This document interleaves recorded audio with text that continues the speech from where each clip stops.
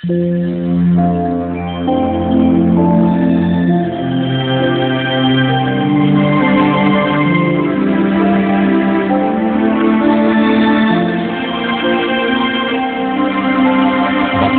ang bumabasa at ang nangakikinig ng mga salita ng hula at tumutupad ng mga bagay na nasusulat doon, sapagkat ang panahoy malapit na.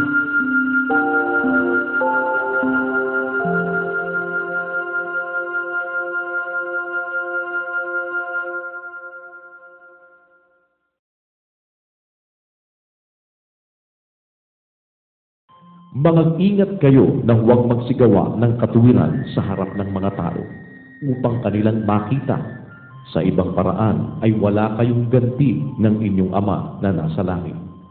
Kaya nga, pagka ikaw ay naglilimos, ay huwag kang tutugtog ng pakakak sa harap mo, na gaya ng ginagawa ng mga mapagpaimbabaw sa mga sinagoga at sa mga daan, upang sila'y magkapuri sa mga tao.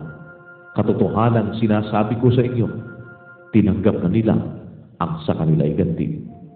Datapwat pagka ikaw ay naglilimos, ay huwag maalaman ng iyong kaliwang kamay ang ginagawa ng iyong kanang kamay, upang ang iyong paglilimos ay malihim, at ang iyong Ama na nakakikita sa lihim ay gagantihin ka. At pagka kayo'y nagsisidalangin, ay huwag kayong gaya ng mga mapagpaimbabaw, sapagkat iniibig nila ang magsidalangin ng patayo sa mga sinagoga at sa mga libuang daan upang sila'y makita ng mga tao. Katotohanan sinasabi ko sa inyo, tinanggap na nila ang sa kanila'y ganti.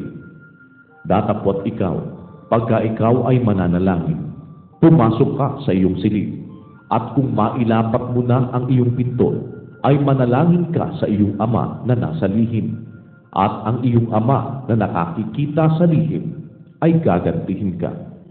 At sa pananalangin ninyo ay huwag ninyong gamitin ang walang kabuluhang paulit-ulit na gaya ng ginagawa ng mga hintil, sapagkat iniisip nilang dahil sa kanilang maraming kasasalita ay bibigyan sila. Huwag nga kayong magsigaya sa kanila, sapagkat talastas ng inyong Ama ang mga bagay na inyong kinakailangan bago ninyo hingin sa Kanya. Magsidalangin nga kayo ng ganito: Ama namin na nasa langit ka, sambahin nawa ang pangalan mo. Dumating nawa ang kaharian mo. Gawin nawa ang iyong kalooban, kung paano sa langit, gayon din naman sa lupa. Ibigay mo sa amin ngayon ang aming kakanin sa araw-araw. At ipatawad mo sa amin ang aming mga utang, gaya naman namin na nagpatawad sa mga may utang sa amin. At huwag mo kaming ihatid sa tukso, kundi iligtas mo kami sa masama. Sapagkat iyo ang kaharian, at ang kapangyarihan, at ang kaluwalhatian, magpakailanman. Siya nawa.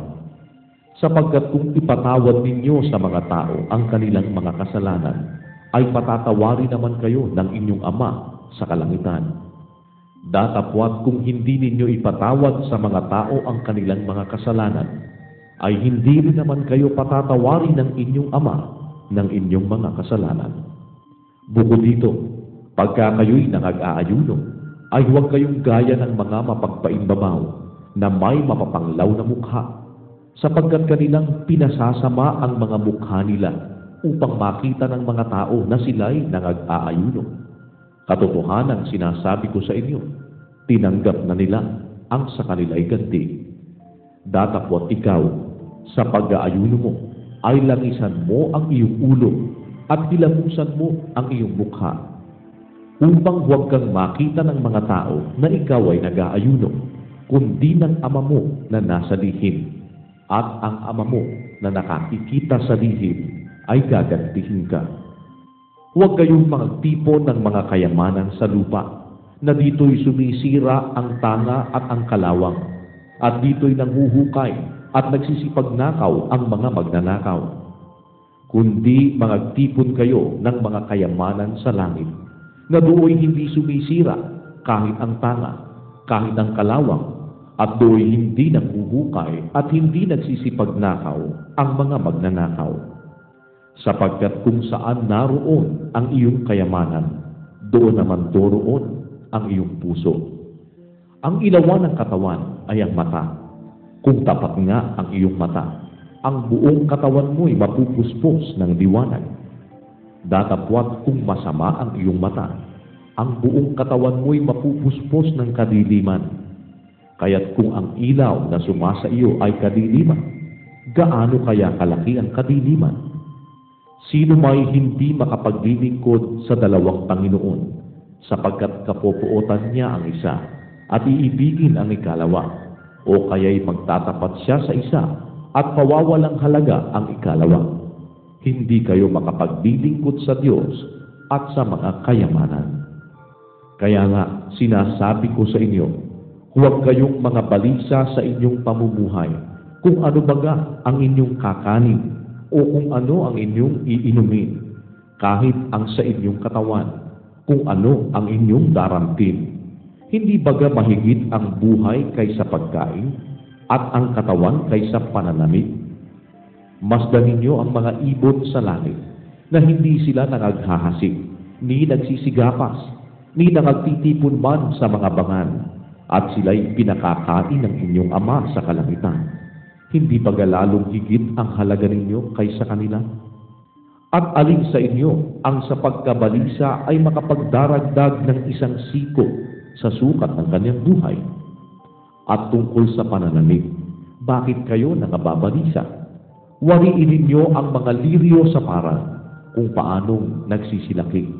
Hindi na nagpapagal, ni nangagsusulid man. Gayon may sinasabi ko sa inyo, na kahit si Salomon man sa buong kaluwalhatian niya, ay hindi nakapaggayak na gaya ng isa sa mga ito.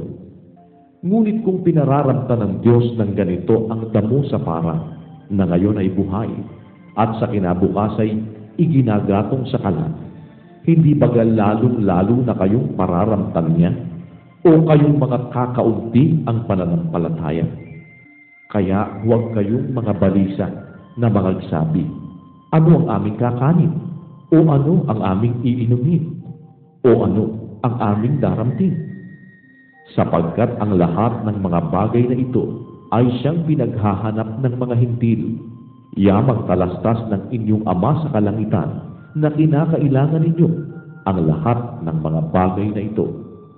Datapwat hanapin muna ninyo ang kanyang kaharian at ang kanyang katuwiran, at ang lahat ng mga bagay na ito ay pawang idaragdag sa inyo. Kaya't huwag ninyong ikabalisa ang sa araw ng bukas, sapagkat ang araw ng bukas ay mababalisa sa kanyang sarili. Sukat na sa kaarawan ang kanyang kasamaan.